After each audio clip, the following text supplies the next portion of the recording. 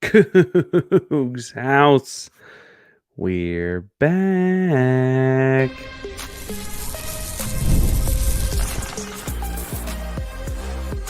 You are Locked On Cougs, your daily podcast on the Houston Cougars, part of the Locked On Podcast Network, your team every day. Welcome to Locked On Cougs, the podcast about your Houston Cougars. I'm your host, Houston-born teacher and coach Parker Ainsworth, and whether you're a Houston fan or just a hater who came to step by, thank you for making Locked On Cougs. As this is Cougars After Dark, I guess it might be your last listen of the day. We're in the back end of the day. Maybe you're listening to us first thing Monday morning or your first listen day, but either way, we appreciate you. Thanking you for listening and hitting subscribe along the way. Got a lot of Houston Cougar basketball to talk about today, but if you want to join the conversation and don't know what to say, tell us in the comments down below. Well, I guess in keeping in theme with part of the game conversation you want to have, the worst injury you had in sports or somewhat athletic-like endeavors. Fun fact, I dislocated my ankle one time without breaking it, which the doctors told me they, I guess, knew was theoretically possible, but not actually possible. Anyway, today's show is brought to you by Game Time, a much happier topic. Best price on tickets wherever you're trying to get to. We'll talk more about them later. All kinds of things to talk about in the Houston Cougar basketball world after Houston beats Texas A&M in an exhibition game 79-64. And I think you'll find out by the end of this episode, it was not even that close. Absolutely room for improvement. I don't mean to say there was not. We'll talk about that in the third segment. I got some things that stuck out to me, and I'll talk about that in the second segment. But first and foremost, there was some new basketball happening on the floor for the Houston Cougars in this one. Milos Uzan is the point guard, folks. And man, I thought as a high school basketball assistant coach, he played very, very well on both ends of the floor. Milos's size and length helped add to a lot of different defensive efforts. He also, I think, uses it well to see over the floor. It looked like had a couple great skips and stuff like that in this one, finding Cryer twice in the last 2 minutes of the first half for threes because, again, he's just operating in a way that he's seeing the floor really, really well. I also think it's interesting that after the game, Coach Sampson, didn't seem to get too high or too low after it, and said that Milos will be. He was solid and that he'll be better each time out. Milos has a broken nose presently. Apparently, it was a pretty gnarly break. He didn't play in the scrimmage against Ole Miss, and so it's the first time he's really gotten to play with the Cougs against someone else. Period. Not just in front of a live TV audience in front of Fertitta Center, which looked like a pretty good crowd for what it's worth. And which is good. It's a charity game, so ticket sales went to charity. That's helped, obviously. The point guard play was great, though. I thought he orchestrated the game. We'll talk more about later and things that surprised me, but he took 8 shots, was 1 of 3 from the three-point line, 4 rebounds, and just a couple of assists. Again, those were to Cryer on skips for things, but he seemed to do a good job of pacing the game and setting up the flow. That Milos played really, really well. And I think, frankly, he does a lot of the things that this Houston Cougar team is going to need. Obviously, in a game where they won by 15, it was really like in the 20s when they went with the full bench mob there for the last 7 or 8 minutes. The other thing I'll say, though, is that Milos ran the point guard for the full 24 minutes he was in. The first backup point guard option. They brought in Malik Wilson, who did some of the backup point guard stuff last year with varying levels of success. But he played alongside LJ Cryer in this one.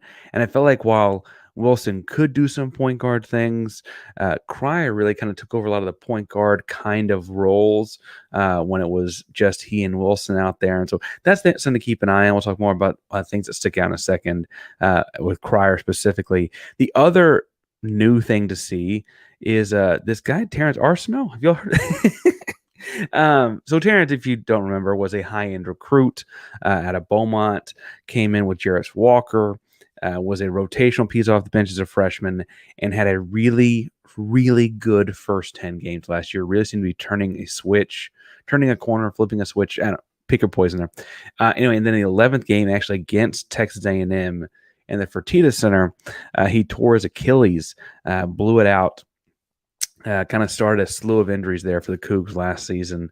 Had surgery, and we heard something about a minutes restriction and stuff like that. But he came out, and I was worried about these prospects, but now I feel very firm that Terrance Arceneaux is still a pro. And for what it's worth, Terrance was projected as a second-round pick his freshman year, even without him getting on the floor a lot, just because of the upside, the positional versatility, and like the raw and tangible things he's got. His body is built very well. He's put a lot of good weight on. He's still very, very long. And frankly, if you did not know he had an Achilles tear a year ago, the physicality he played with, the quickness he played with, it all felt like he hadn't missed a beat. And I say that to say, like, he was kind of in those first 10 games last year looking towards increasing those pro prospects. Terrance being back, looks like he's picking up exactly where he left off. Credit to Alan Bishop and the weight staff. I guess really I should go back to Coach John Houston and the AT staff, the training staff there. I think Quantis has been doing a lot of work with the guards, obviously, and so that's there too. But Terrance with that kind of size, that kind of range, coming and hitting a couple threes out the gate. I mean, that combination of things is pro, right? That's all NBA, and not like all NBA first team or whatever, but like that is all the things that an NBA basketball player, an NBA guard will do. Terrance looks the part, and I understand that he's coming off the bench because of where he fits into this team. In modern NBA basketball, they're not drafting guys based on how many minutes they played for your team either. So I don't think it's going to hurt him to be in the rotation as opposed to a starter or this or that or whatever. Terrance being multi-positional and able to do multiple things and doing all of them at a high level while being a tremendous athlete continues to make him a pro in the future. I don't know if it'll be this summer, next summer, or when, but I don't think it'll be very long.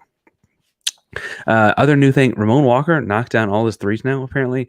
Now, I know he's had games where he got hot in the past, and truthfully, this is probably another one of those, but he came in the game, and it felt like he wasn't going to miss there for a hot second when he first came in the game. It's great to see Ramon Walker back and enjoying basketball. He had kind of the awkward year a couple years ago and kind of finding a new role and things like that. The other thing I want to talk about, some like bigger trends with this team that were new to me, though. 38 bench points, which is almost half of the 79 points that Houston scored. That's a lot. And I think a trend we're going to see with this team is they really and truly do go about 10 deep in terms of guys that can come in and be contributors on a winning basketball team, like a team that has a real chance to win the Big 12 again, back-to-back years. They got at least 10 guys that come in and play important roles on that team. Having so many bench points, I think, helps illustrate that. I was surprised in the stats that came out after the game that there were just 63 possessions, because I was going to come on here and talk about how Houston looked like they were also playing faster, hence those 38 points and things like that. In those 63 possessions, Houston did get a 1.23 points per possession, which for the folks that don't do analytics and math, again, I teach history, not math, so I guess I shouldn't act like math is my thing, but 1.23 points per possession is crazy efficient. Crazy efficient, especially when you consider like A&M may very well be, I know it's an exhibition, their start of the year too, A&M might be the best defensive team in the SEC. Like full stop, no joke. They're in the running for it, right? Number 13 team in the country, and it's all predicated on the defense.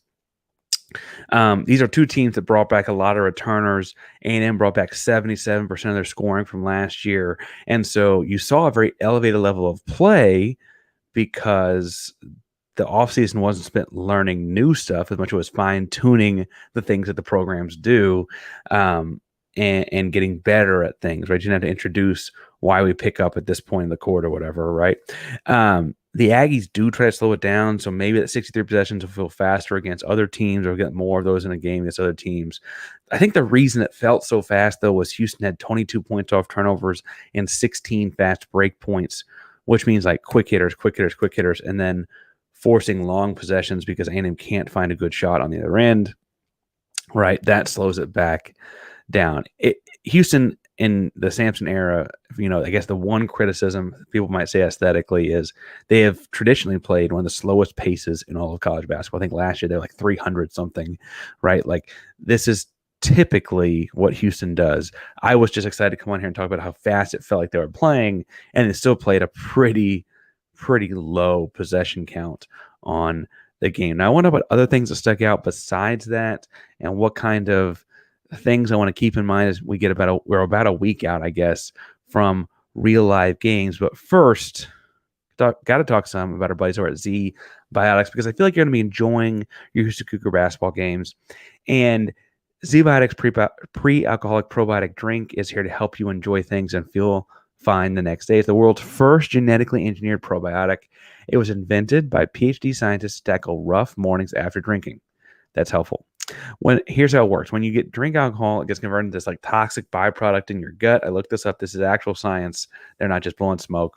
And it's that byproduct, not dehydration, that is to blame for your rough next day. So pre-alcohol produces an enzyme to help break that down. There's just 3 steps here. 1, drink the pre-alcohol. 2, drink responsibly. And 3, enjoy the next day. zbiotics.com/lockedoncollege. You can learn more and get 15% off your first order when you use code LOCKEDONCollege at checkout. ZBiotics is backed with a 100% money back guarantee. So if you're unsatisfied for any reason, they'll refund you your money, no questions asked. Head to zbiotics.com/lockedoncollege. Use code LOCKEDONCollege for 15% off at checkout. Parker Ainsworth, Locked on Cougs here. Cougars After Dark, breaking down the big basketball win and exhibition game over Texas A&M Aggies. Houston wins 79-64. And again, I'm here to tell you it wasn't even really that close. Eric Boone points out that the Cougs killed it out there today, and I really, really think they did. But things that stuck out to me in this game was that Houston really did treat this like an exhibition game. And by that, I mean like Joan Roberts played 26 minutes. A couple other starters played in the 20s. No one played more minutes than J1 Roberts' 26, though, right? Sharp played just 16. Milos played 22. Malik Wilson also played 16. Terrance played 17. No one got overworked. They really did spread the wealth out amongst a key rotation pretty thoroughly. They also had a solid, 10 guys play over 10 minutes. And then when I talk about 10-man rotation, I feel kind of like that's the 10 guys, right? Now, they may not all play over 10 minutes, and they might not all play a fairly evenly distributed in the high teens, low 20s in a game. If these two teams meet again in the NIL Players Era Classic, that's a potential they play again in the championship game of that over the Thanksgiving holiday week, right? Or if they meet up in the second round again, they simply turn it like they did last year. This is the third time in 11 months, really closer to 10 months, that Houston has played A&M in some form or fashion, right? And so we know each other pretty well at this point, but if they were to play them in another game later this year, I don't think you'll see an even distribution of minutes like that. Houston treated this, for all intents and purposes, like that exhibition and still controlled the game. LJ Cryer, 6-12 on threes. That's a pretty high volume, especially considering that he played just 23 minutes. Then he's getting up a three basically every other minute. And again, this is only a 63 possession game. And then on the backup point guard note, I kind of mentioned that it was new to see him doing a lot more of that in the early part. And we hopefully remember that when he came from Baylor to Houston, one of the things that kind of perplexed people nationally was that he said he wanted to get point guard reps. And I was like, what? Like, Houston's got a point guard. His name's Jamal. He's pretty good, right? Like, what do you think you're going to get out of that? And this year two bit, it feels like, oh, these backup point guard reps with Malik Wilson next to you, those may be more of what you're talking about, right? Because admittedly, kind of sharing that point guard responsibility in the Duke game last year when Jamal went out with an injury, it didn't work very well. Houston's hung in that game till the final buzzer, and ultimately Jamal's injury kind of ended the season early for Houston. But on the whole, LJ struggled with that, and I think he looks better today. Now, A&M is not Duke, and it is not March, but I do think that he looked better at that today than I would have thought, certainly. And so that he's kind of getting, they'll get you a guy that can do both kind of thing. Well, it sounds like LJ is kind of getting towards that point of doing both. So that's really, really important. Last year, we talked about how Houston struggled to have a backup point guard throughout the season, maybe in a better spot now. Also, things that stuck out, JoJo Tugler, I didn't realize until after the game, was 0 of 8 shooting. 0 of 5 shooting, but had 8 offensive rebounds. So Tugler got to play his 23 minutes because he had 8 offensive rebounds. But the 0 of 5 shooting, his shots aren't from very far away. And I think that shocked me in this because live, I was like, did he really not make a shot in those little turn hooks or nothing? And then I remembered that truthfully, the reason I think of him as having a better offensive day than he had is because it's not a shot attempt because I got fouled, but he went up for a dunk in the lane that might have broken the internet if he put it down. Kind of a 2-dribble, raise up with his right hand and cocked it back, and an A&M defender is just falling down underneath the rim. And I mean, he puts that thing down so hard. It comes off the back iron as his hand got hit on the way down. He goes to free throw line, does not make his free throws. But I think that aggressiveness is what kind of deceived me into thinking he had a better offensive game than he had. And then when you think about the offensive rebounds and the missed shots, some of those pogo kind of touches, like a pogo stick, those do count as missed field goals as well. And so maybe that's what the deal was. But this guy also had major ankle surgery. It was just late last season, and he was a freshman last year. So the national discussion was not quite the same as Terrance Arceneaux's injury. But JoJo had his own like major things to come back through, and seeing him with a good weight put on and just being able to do those pogo stick kind of things, being able to raise up on top of that guy, all really, really impressive. Jalen Roberts did Jalen Roberts things, was 5'7" from the field, 8 rebounds, 4 big blocks. He's back healthy and moving. And I will say that, he led the team in minutes tonight or today. 26 minutes. I'd imagine that unless they need him to play 30, 35 minutes in a game because of the kind of like crazy year he had last year with his body and the knees and the wrist and this, all that kind of stuff, unless they need him to play 35 minutes to win a basketball game, I don't know if they will just kind of let his year go on as much as we know we can get out of him in March. We know how good he is in March. It's about getting to that point, getting to the end of the season. And so if they can get away with playing him 25 minutes, playing JoJo some, remember Javier Francis did not play in this game. You can suddenly start to see like, okay, they can actually maybe get away with playing him a little bit less. Depth helps that a lot, obviously. But if you can get 5, 7, 8 rebounds, 4 blocks every 25 minutes out of J1, I feel you get away with it against a lot of people. I was really shocked in this stat and checking the box score afterwards because it's not what it felt like happened watching the game live. But Milos Uzan had 8 field goal attempts, and that was the second most on the team to LJ Cryer. Now, admittedly, Emmanuel Sharp played just 16 minutes. Javier Francis did not play, and they let some guys play towards the end of the game that may ultimately not play much. We'll see if Chase gets redshirted, just for a minute's perspective or whatever happens, right? Chase will be a big time contributor on this team. But like, where do the minutes come from? Right. Jacob McFarland is still growing into his body, but we talk about how many bigs this team has, said a lot, include like all these guys, where are those minutes going to come from? I was surprised to see, though, that Milos got up more shots than Emmanuel. He got up more shots than Terrance. He got up more shots than JoJo and J1 and got, I didn't think that because he's not a score first point guard. I didn't know that he was going to get that many shots. He didn't shoot the ball particularly well. But again, I do think he did such a good job organizing the flow of the game that I just kind of didn't. The reason that shocked me or stuck out to me in the scorebook after the fact was I didn't see it coming because in the game it felt like the things he did were so much more about pace of play than that. And again, I thought the game felt fast, and truthfully, it was about as slow as it was a year ago. Now that Houston is able to do all this against a supremely talented A&M team, again, great defense, great guard play out of Wade Taylor. I like the Obaseki kid. They've got a lot of really talented kids on that A&M roster, and Houston spent a lot of the second half up 20.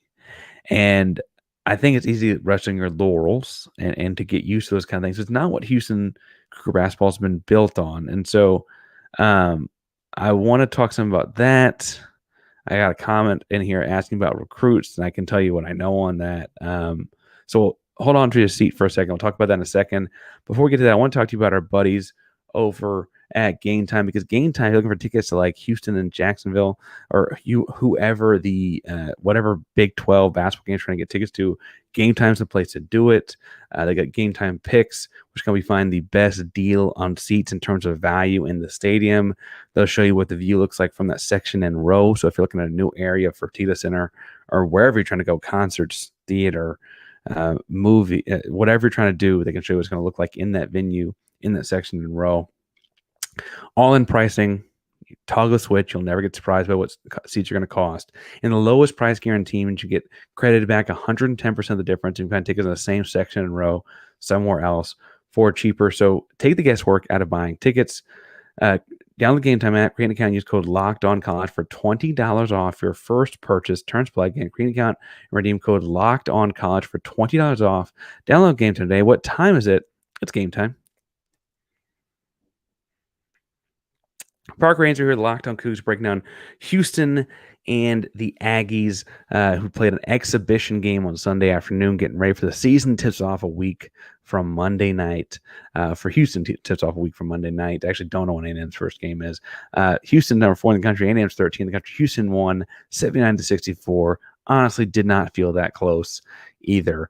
I want to talk about room for improvement in a second. Got a question in the chat from Sammy. Sammy asked about heard recruits were there, and can I elaborate? So there were Isaiah Harwell, who is the committed number 1 shooting guard in the country.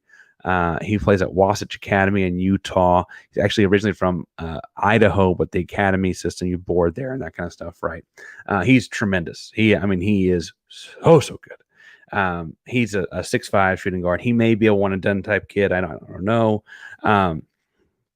I've heard rumors, and I have someone confirming the rumor, that at least through pictures, that Chris Sinak was there. He is widely considered one of the top centers in America. He's got Houston in his top 7.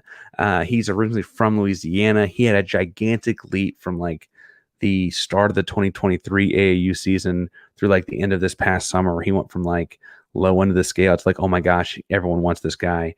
He's got Houston in his top 7. Houston's been in on him for a long time.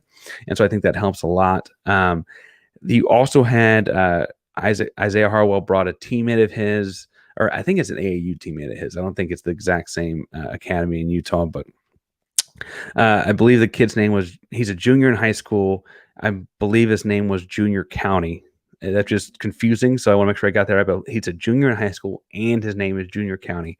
And he is by all looks of it, another great perimeter kind of player, not a point guard type necessarily, but another great perimeter type player.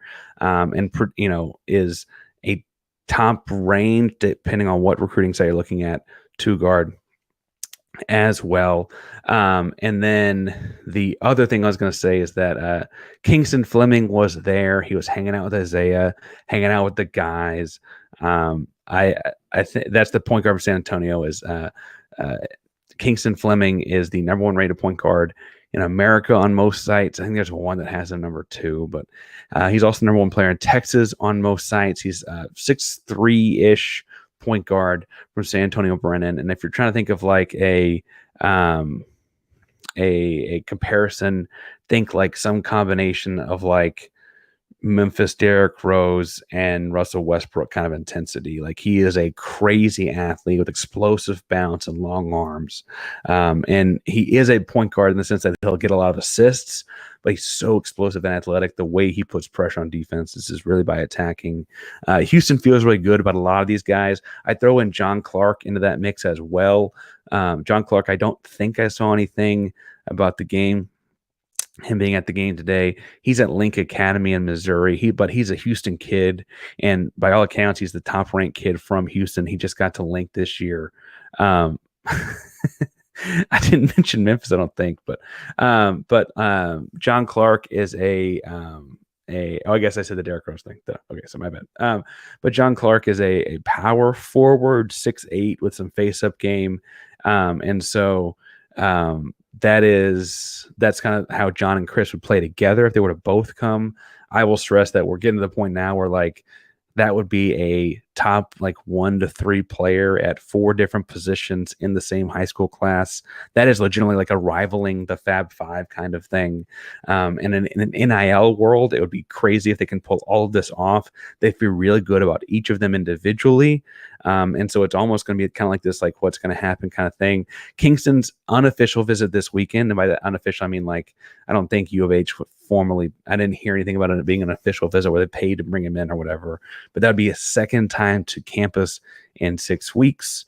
For what it's worth, before those 6 weeks, he's playing for Team USA in 3x3, and so like he was on their under 18 team in 3-on-3 basketball for Team USA. So he couldn't necessarily like have done much more before that. I think it's pretty indicative, and that he came to talk to Isaiah while Isaiah was on campus. I think it's also indicative. That'd be the point. That'd be the backcourt of the future.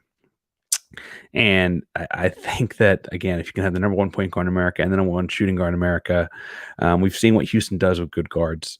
And, Sampson said several times getting ready for this season that Milos is just his 4th point guard he's ever had. I'd point out the other 3 guys are all in the pros. Marcus Sasser was like 399th recruit in the country. Houston turned him into, his own work ethic too, but the development system saw him turn into a 25th overall pick.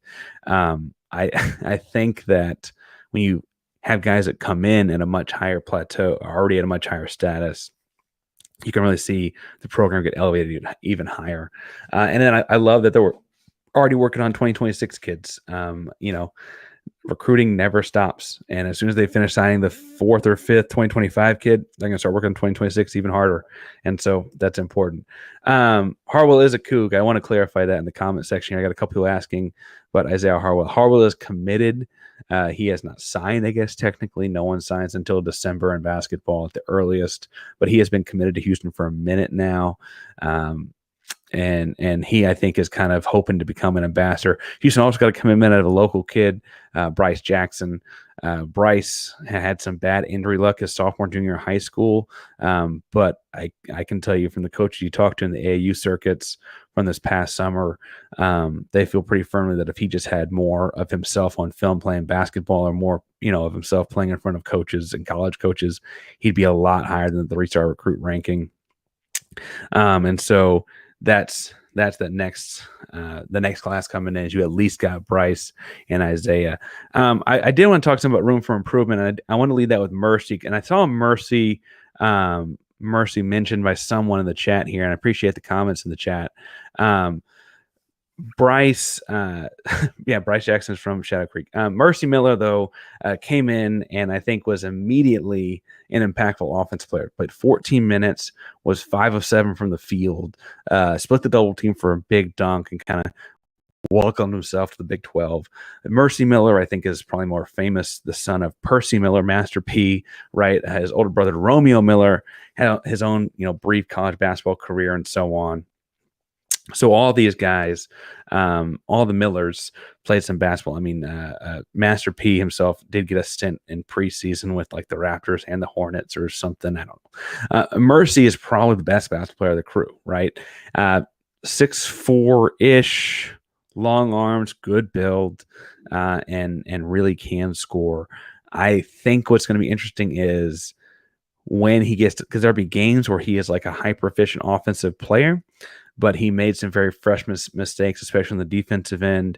And it's not that he can't do it or won't do it. This is just a faster game. The guy was in high school 4 months ago, right? Like he was at the prom 4 months ago, right? And so seeing him mold into that role, seeing how Sampson and them coach him along. It was just 2 years ago, that team that was number 1 in the country with Jarris and those guys.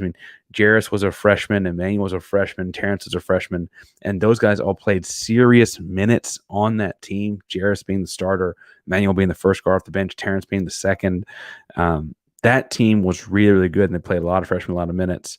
I feel like we may be looking at some with Mercy as well, but also I think it's just to be fair, with how deep this team is, there might be games where he gets 7 or 8 minutes, and it's just a function of, hey, Cryer was hot. Sharp had it going. They didn't have anyone that could cover Milos. We're not taking them off the floor, right? Like that kind of thing can happen some too. And then Houston gave up 10 offensive rebounds to A&M in a 40-minute exhibition game. And the other thing I think was interesting in terms of room for improvement, obviously the freshman playing defense will need to improve. That's just very normal. A&M prided themselves on offensive rebounding last year, and they were top in the country in multiple categories, right? And there are multiple analytical looks at offensive rebounding, and they returned a lot of their roster from last year. Houston holding that team to 10 offensive rebounds would be interesting to see, like, is that because A&M is not the team that we were a year ago? Is that where Houston's gotten even better? Is that Houston being fresher and having more bodies rolling through? Is that a function of having so much depth in the front court? I want to see how that goes. And I don't mean to say the Aggies, this is not Locked on Aggies or whatever, but where does that go will be interesting to see how things go. Because as the commenter here points out, Buzz Williams has A&M playing like Houston. Buzz and Sampson are close, right? Those two programs are a lot alike because the coaches are a lot alike, and they have nothing but admiration for one another. When Buzz was at Marquette and stuff like that, I mean, they've always been very similar styles of basketball. And so to see how that offensive rebound thing works out, because if Houston's that good at keeping people off the glass, there aren't going to be many teams that can beat this team. Now, there already aren't. There are games in the Big 12. It's just there are going to be scheduling challenges just because you're having to go to like to Kansas, to Iowa State, to at Kansas, all those Kansas State, all those teams have really tough places to play, to Arizona, right? But as a whole, this team is really set up, pretty strong and looked pretty good in the opener here. Obviously, we're going to break it down, do some player evaluation, some positional breakdown kind of stuff this week. Football program is also I guess 2/3 way through their season. They got Kansas State this upcoming Saturday, coming off of a big win at Utah, or big win hosting Utah for homecoming. Got some more to break down on that one tomorrow as well. We have our book club every Monday afternoon for the foreseeable future. We're breaking down Marion Fader's Dream. Keem Olajuwon, first couple episodes that are out. So you got the book and a reading along. Feel free to follow those along as well. Lots of fun stuff with this Houston Cougar athletic program. Make sure you hit subscribe, hit the bell so you know we're live. We're breaking things down each and every day here at Locked on Cougs. Locked on Cougs, the primary of the Locked on Podcast Network. That means your team every day. Go Cougs.